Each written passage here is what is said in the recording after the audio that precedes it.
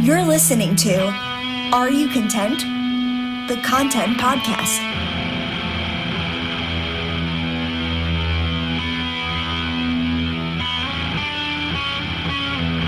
Hey guys, welcome to episode 2. On this episode, you're going to hear from one of my best friends and my business partner in Sing and Sway LLC, the one and the only Cait Mahon.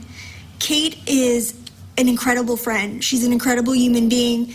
And in this conversation, she's extremely honest and extremely vulnerable. And I think she's going to bring a lot of value to the listener. I know she will. So sit back, relax, and enjoy. Hey, Cait. Hey, Sam. Thanks for sitting down with me for a few minutes. I really appreciate this. Well, thanks for having me on. You didn't really have a choice, but we're going to pretend like you did. Okay, that sounds good. No, I am happy to do this. I am happy to be on this for you. I just wanted people to get to know you because I feel like you're going to be on the podcast in the future, like for different things. Like occasionally you will appear. Maybe you'll like help interview someone that we both know. I like the sound of that. Yeah, so, you know, you're always like we just said so for context, we just did a live video on the Facebook page for Sing and Sway. And that we did. That was, I mean, it was funny, I thought. We crack ourselves up. We do crack ourselves up. Yeah, but, you know. Nobody else thinks we're funny. We do. And that's what counts. Sing and Sway has been a very big content platform for both of us over the past year, you would say, right? Yeah, we're celebrating 1 year this month, Sing and Sway. Exactly, and we try to post daily. You know, sometimes we fall off the grid a little bit, but that has most definitely happened. Because life and other things that we do, this is definitely a second and a third job for both of us. Exactly. Right? Respectively. Well, for people who are just listening in and getting to know you, in the context of different things that you do and different maybe content that you create, you know, what are some things you'd like people to know about you? Well, my name is Cait Mahon, or Cait Mahon for short. Let's see. I am a 33-year-old resident of Lacey Township, former journalist, former bank teller, former dance instructor, except I guess I'm kind of a dance instructor now as well. I've worn a lot of hats. Yes. That's the best way to put it, and I still wear a lot of hats. So presently, full-time, I work for the government. I'm obviously a co-founder, co-owner with you with Sing and Sway LLC. You are? I am the... Yeah, didn't you know? Just finding out this now. Oh, that's awkward. So I am the MC for our karaoke events, your hype woman. Yes. And I also am the dance instructor for all of our dance events, whether they're public or private.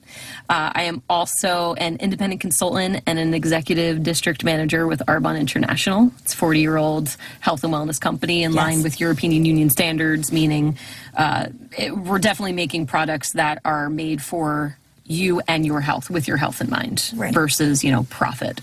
And aside from that, I am an assistant dance instructor at Dance with Marie in Forked River, and then I am the collective leader for Lacey Township Femme City Collective. So I certainly wear a lengthy resume. A lot of hats. Yes. Yes. It's not like any of these hats take up, they're not a full-time job with the exception of government, but it all adds up. Yeah. And for how many of those jobs do you create content? So we talked about Sing and Sway, but when you were a journalist, that was a big part of it, right? Like, of course. For Patch. Yeah, so I came out of school with a journalism degree, and I thought that that's what I was going to do the rest of my life. And after 3 years of working for Patch.com, I decided that wasn't what I wanted to do. And it's not because I don't love creating content. It's not because I don't love writing. It's honestly because I burnt out. I'll be very honest in saying this. I was working for the Daily Targum for a few years, and when I was a student at Rutgers, and between that and multiple internships, I would argue that leaving college, I was burnt out. Right. And then I went into working with Patch, which was wonderful. It really was, until it became so much work that even though, sure, I'm making my own hours, I was working 12-plus hour days. Because I think that's, people look at a job like Patch and they saw you had an apartment, you lived in the community that you covered, and it was your responsibility to cover it in depth and create essentially all the community content for this website. Absolutely. And it started with one town, one site, but then in the span of, I would say, under 2 years, it became 4 towns, 2 sites. I was also the sports beat editor for Union County because a lot of my communities had teams that were in conference and state championships. Right. It was a lot. So you were going out to the community, reporting on what happened, like interviewing people. Taking photos and videos. Drafting articles. Yep. Editing them yourself, like probably self-editing. Absolutely. Yes. Posting those, then doing the social media surrounding all of these things. Yes. That is an incredible amount of content that you would produce on any given day. Absolutely. It got to a point where, we even had certain editorial requirements that needed to be met from day to day. And that was for both sites. It was incredibly overwhelming and draining. And it really took the fun out of creating content for me. Right. And I think that's a point that I want to discuss, the time commitment of creating content. I think so many people from the outside looking in don't realize the time commitment that it takes to create quality content. Absolutely. And it seems like something, okay, I could just do this. I can just set aside X amount of hours to create and do it. And then by the time you go through your workday and you sit down and you want to create these pieces of content, it's a job in itself. 100%. Right. I mean, even just going back to something as simple as Board of Education meetings, municipal meetings. Sometimes they were only an hour. Those were my favorite meetings. Right. Because I was in and out and I'm like, oh my God, I can actually get this done and get to bed at a reasonable time. Right. There were other times where those meetings carried on for hours. Yeah. And, I came home and it was time for me to actually start working on an article. I'd already worked all day. Exactly. And then I sat in a meeting for hours. Yeah. And, I definitely wasn't sharp. But there was usually something that I needed to get up right away. It takes a certain mental capacity, I think, to muster the creative energy to create good content. Yes. That's going to be a recurring theme in this podcast. There's this quality debate and also the quantity debate. But to balance those two things is its own challenge. Definitely. And I mean, you are a person, right? So you have all of these demands from day to day, whether they're personal or professional.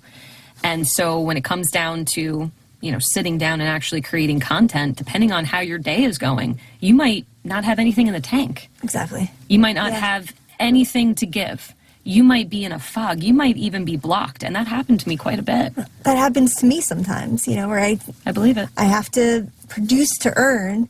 And if I'm having a rough day or something happen, like in the background, it could affect my ability to produce that content. Definitely. Yeah.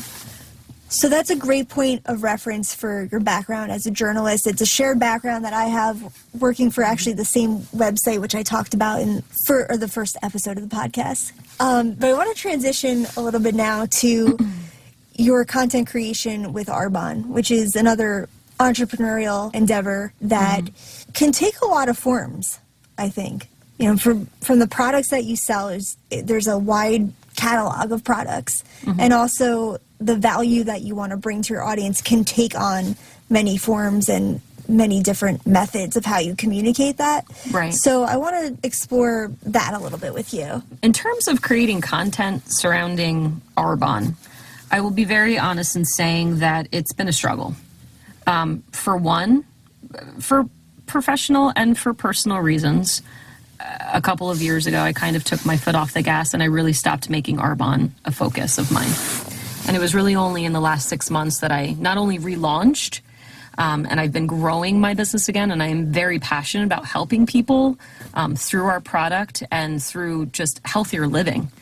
I am still struggling with creating the content, and it comes down to a lot of different things. For one, I do wear a lot of hats. I'm pulled in a lot of different directions from day to day. Right. And it's very difficult for me, and not to mention overwhelming, to sit down and say, all right, so what piece of content am I going to create that is Arbonne related, that is going to add value to people who are following me on social media? And it seems like it's this wide open abyss. I'll be very honest in saying I'm a little paralyzed. What direction do I go in? Paralysis of analysis. Exactly. Right. And even when I was at a point in my business where I was up to the area manager level and I was in qualification for regional vice president, even then I had a hard time creating content because I was trying to focus on the activity, right? Because if you're not doing the activity and the things that require you to be successful from day to day, you don't have a business. Exactly. Right? So what I know is going to help me grow that is the messaging that I'm putting out on my social media. And right now with Arbonne, it is non-existent. Okay. It's in transition, right? It is in transition. Or maybe translation. Yes. Very, very, very soon. I haven't actually set a date because at the moment I am feeling very overwhelmed by a lot of the hats that I'm wearing right now. I am creating a social media challenge for myself where for 30 days I will be posting consistently regarding Arbonne and the other things that I do in my life, but really seeking to not only add value, but to educate. Yes. There's so much that I didn't know prior to Arbonne. And until you know better, you can't do better for yourself. I didn't realize that what you put on your skin is absorbed into your bloodstream in under 30 seconds. And that matters. Right. And that most of the products sold on store shelves today are chock full of really harmful ingredients. That's why we go by the European Union standards. They ban 1,400 ingredients. The FDA bans 11. We go above and beyond and ban 2,000. Now, here's the thing. I don't want to just sell product. Our product is fantastic. I haven't found anything else better out there, a better product, a better opportunity. If it's there, show it to me. But I haven't found it. I really do think we have the best products, the best opportunity, the best culture, the best people on this earth. But in terms of my day-to-day and what I'm doing to actually add value, it just, for me right now, it is very overwhelming. And that's why I think I need to break it down into steps and maybe even take a page out of Anna's book from Frozen 2 where she says, do the next right thing, but really just doing the next right thing instead of looking at the next 7 days, the next month, the next year, looking at the next day and saying, okay, what can I do today to add value? But again, there's so much that I could share. It's hard, especially when I am pulled in 20 different directions from day to day, to actually sit down, focus my mind to actually create that content. I never feel like I'm doing enough. I go on social media and I'm like, all right, I'm going to go on social media. I'm going to try to engage with some of the people that I follow and who follow me. But even in that, I'm scrolling, right? And we all do it. I start comparing. That's why I've started turning my phone off when I'm writing. Oh yeah, no, not only can you fall down a hole. Right, yeah, that's my problem. Like, I've been scrolling for the last hour. Why am I doing that? That's my problem. But then coming down to a point where I'm saying, oh, well, this person from Arbonne is the posting comparisons, this. And this person's doing this. And then you look at some of their pages and it's like, oh my God, they have incredible content on here. And it's not, oh, guys, buy my product. My product is the best. Just buy it. It's not that. It's literally adding value. It's the product and the service side of thing. Right. And it gets to a point where my anxiety takes over. And I've struggled with anxiety for many years and depression. I'll be very honest in saying that. And it has 100% affected me in my personal and my professional life. And thank you for being honest about that. I think it's like people don't talk about it enough, so I appreciate They don't, and there's a stigma. That. And for a really long time, I kept it under wraps, even with people that I was close with in Arbonne. And honestly, a lot of what was holding me back, even at a time when my business, you could say, was at its helm, so far, obviously, that's going to change. I'm going to get back to that point and get above and beyond that. Right. But it would be incredibly paralyzing, the anxiety and the depression. And it's literally like having two different voices in your head that is your own. They are your own voices, but they're not. Yes. They're like these two little gremlins sitting on your shoulder telling you false truths. Yeah. That's what I've been struggling with. And I think just sitting down to even create the content is anxiety inducing. Right. There's like a certain element of judgment or perceived judgment that you're possibly fearing from other people. Definitely. Yeah. And you know what? It even comes down to a fear of rejection. Right. I mean, you can't get anywhere in life really without hard work and perseverance, right? But in this industry in network marketing, I think it's a That's brilliant what I business wanted to model. ask you about. Because What's that? The network marketing model, do you feel like there's sometimes pushback in the forms of content that you create? Like some people, maybe it's information overload and people start scrolling. Like, people who maybe inundate their feeds with all network marketing and it's just like a lot of like facts to consume, like in their stories. It is. I feel like there's a delicate balance with that. Have you found that as well? Here's what I found with network marketing. It is a brilliant business model, and it's a fair playing field. You don't need to have a degree. You need to have skin in a pulse to start any type of network marketing business. Not to mention a passion for your product would help. For me personally, I am an all or nothing person. If I am not passionate about it, I can't possibly pursue that. I am so passionate about our products. Our healthy living program, for instance, I've dropped 80 pounds and corrected a lot of sleep, digestive, and energy issues that I was having. I didn't realize it was coming from specific foods I was eating, right? I think there is so much information and content out there that is shared on social media on the regular that I think a lot of people are just overwhelmed and maybe even a little closed off, a little desensitized. Right. There are a lot more people who are starting network marketing businesses because they need more. They want more time. They want more freedom. They want more money. They want more choices, right? This can absolutely be the vehicle to do that. It is a testament to the fact that the business works if you work. It is effort-based. It's not like, I'm just showing up today, so I'm going to get a paycheck. It's not It's like like you can that. get out of it what you put into it. Definitely. Or more. Like really it multiplies. Like that's not really completely accurate. Like you're gonna multiply your success if you put the time in. Yes. And honestly, and especially if the focus is very, very much like, yes, are you doing this to make money? Of course you are. Right. But at the end of the day, it has to be about other people, helping other people with their health, with their wealth. Exactly. That's where I come from. And that maybe doesn't translate at times for certain people into the content that they create. It doesn't. And that's where it can be a problem. 100%, because I'll see people post, we just came out with this amazing product. Here's my website. Right. That's not adding value. That's just more noise It's in the somebody's hook. face.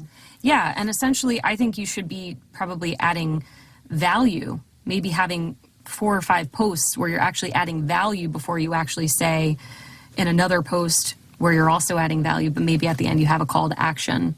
Exactly. Regarding buying a product or a service, Right. depending on what the network marketing business is. And value doesn't have to be, because I want to ask your opinion on this. Value doesn't have to be, the FDA says this, it doesn't have to be purely educational. Like what can value also be like in the content you create, do you find?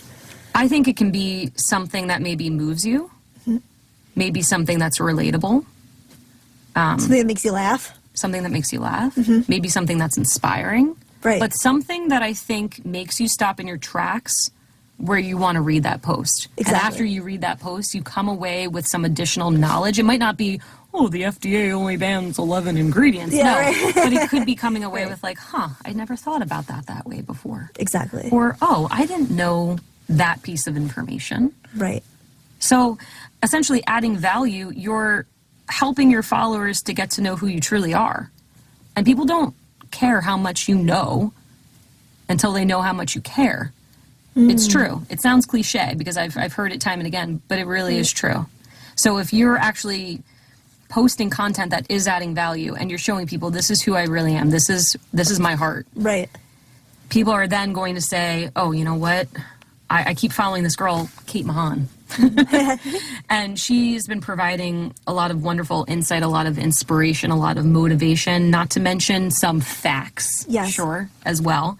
I'm trying to maybe lead a healthier lifestyle. I'm trying to switch up my skincare routine. I want to try, a new foundation. I want to try to actually get healthier because I'm experiencing all these imbalances in my body. Maybe I'm going to actually reach out to her because I trust her. She's providing this content. She is an expert in her field. She knows what she's doing. She's being vulnerable. Yeah, she's exactly. sharing. Open. She's being open and honest and vulnerable. And she's not shitting anybody here. Right. This is her. This is what she has to offer. So in a way, they feel like they already know me, even though they may not personally know me. That is the point that I want to be able to get to. Exactly. Where people are able to come to me. Even if it's just for advice, even if it's not just necessarily, I want to try Arbonne products. Right. No, of course, I want to share my Arbonne products. They're absolutely wonderful. But even more so than that, for instance, with our nutrition program, we have a 30 Days to Healthy Living program.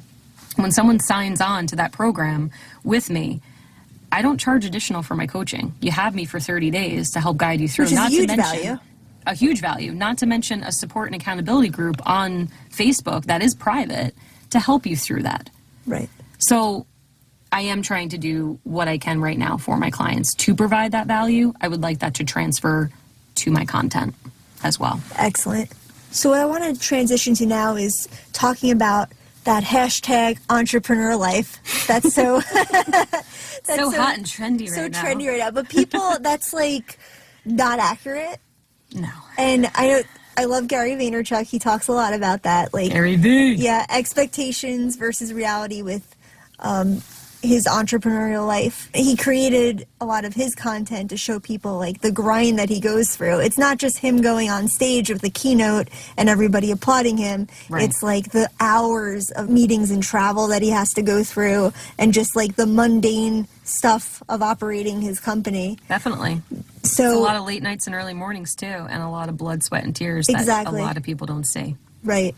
So I wanted to ask you a little bit about that. Do you find that your expectations for being an entrepreneur and starting your own businesses have matched the reality, or how has that balance been for you? No. In a word, no. I think a lot of people are looking for the side hustle. Partly maybe they're like, oh, it's so glamorous and it's becoming this like big trendy thing. And that's Instagram's fault. It is partly Instagram's fault and social media.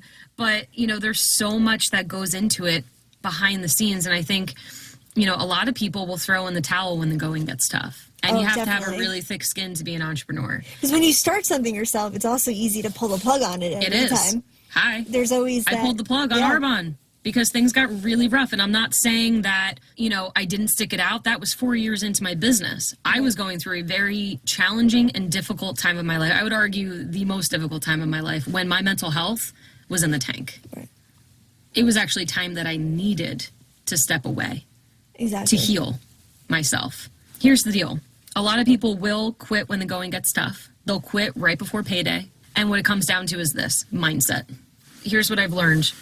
Some people will have that entrepreneurial mindset where they know, I have to put in, a good amount of time and effort, and work, hard work, blood, sweat, and tears before I'm actually going to see payday. But I'm eventually going to get to that point where the scales will tip.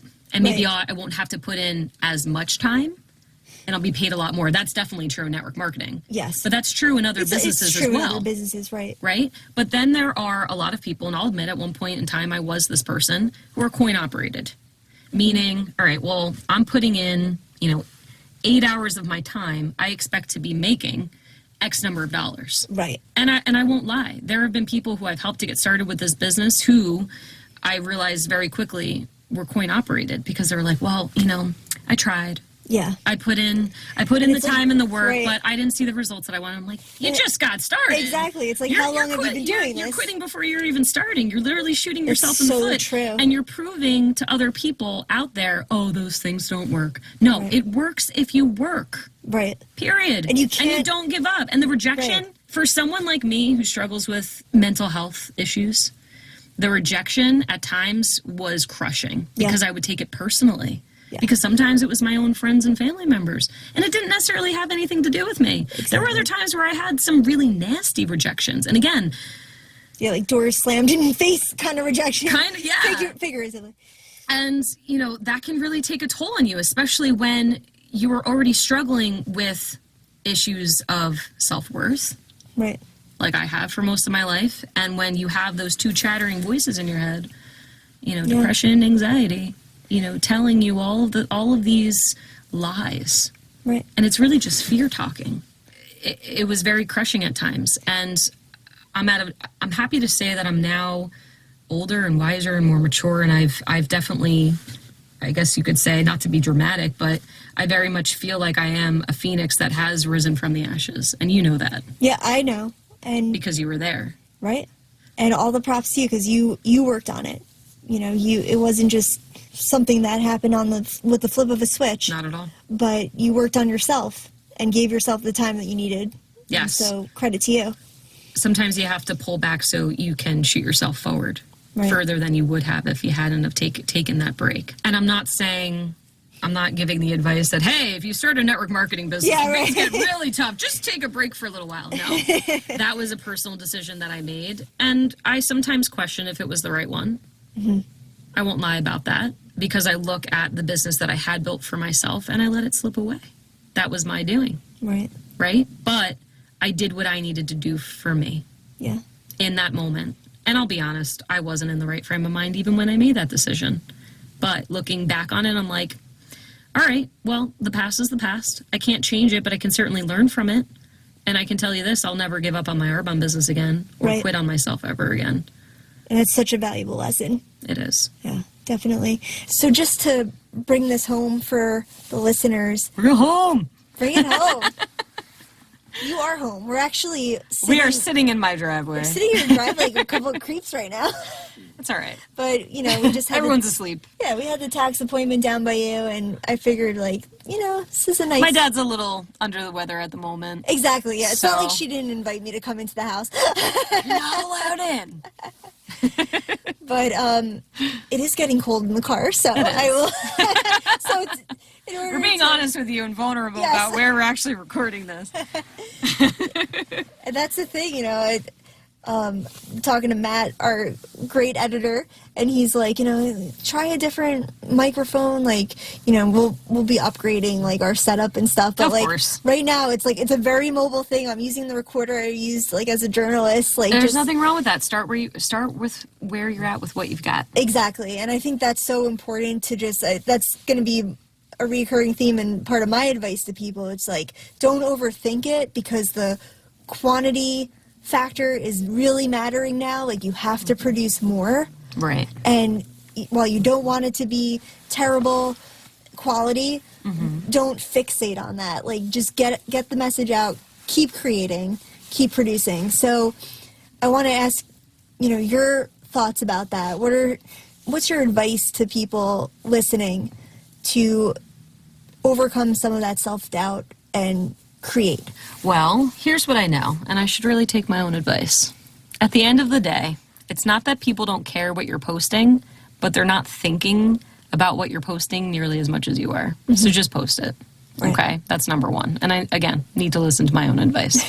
The little gremlins in my head tell me otherwise.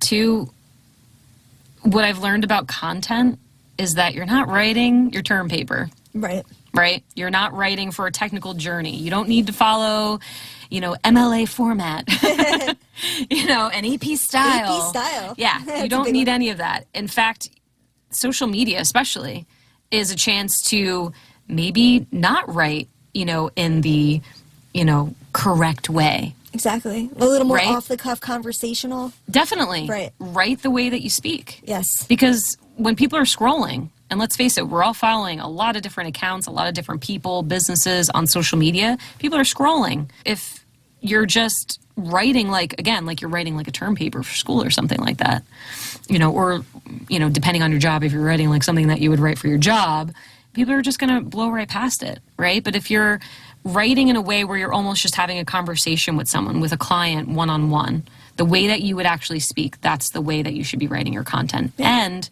it should be tied to a photo that's clear, that showcases maybe a little bit more of who you are and what you do. Right. And it doesn't have to be a professional photo. Right. It can be, let's face it, our phones, we have Google Pixels. My phone takes incredible photos. I just need someone to use it to take Yeah. photos of me.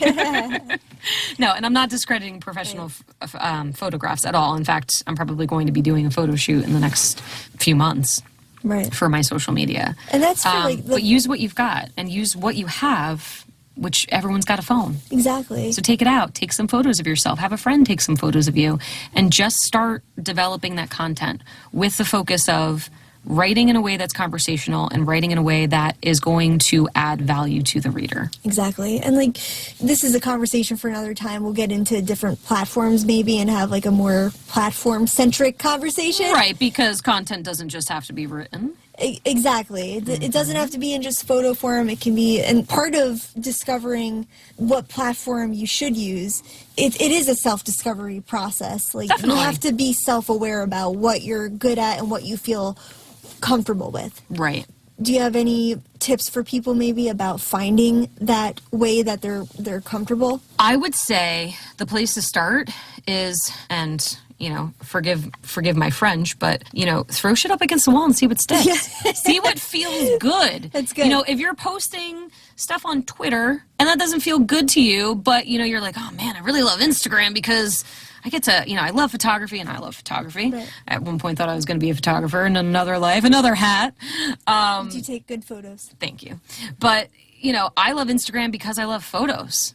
and because I love the simplicity of that platform. But then you go to Twitter, I've never been a Twitter person. I've just never been a Twitter person. I read now a lot on Twitter about things I'm interested in, but I don't participate all the time. Right. Then you look at, something like Facebook, which, has so much to it. And of course, Facebook now owns Instagram, which is interesting. Right. But I think you just have to test some things out. Maybe you're not even the type of person who's going to write content.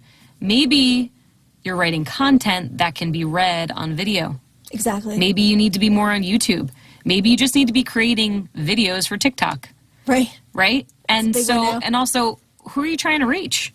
And where are those people hanging out on social media? Exactly. Are they on Instagram? Are they on TikTok? It depends on the demographic. Right. And to not overthink that too much in the beginning, because while you're trying to find out what works for you, keeping in mind that there's people of all ages on all of these platforms. There are. Maybe not teenagers, say, on, like, LinkedIn.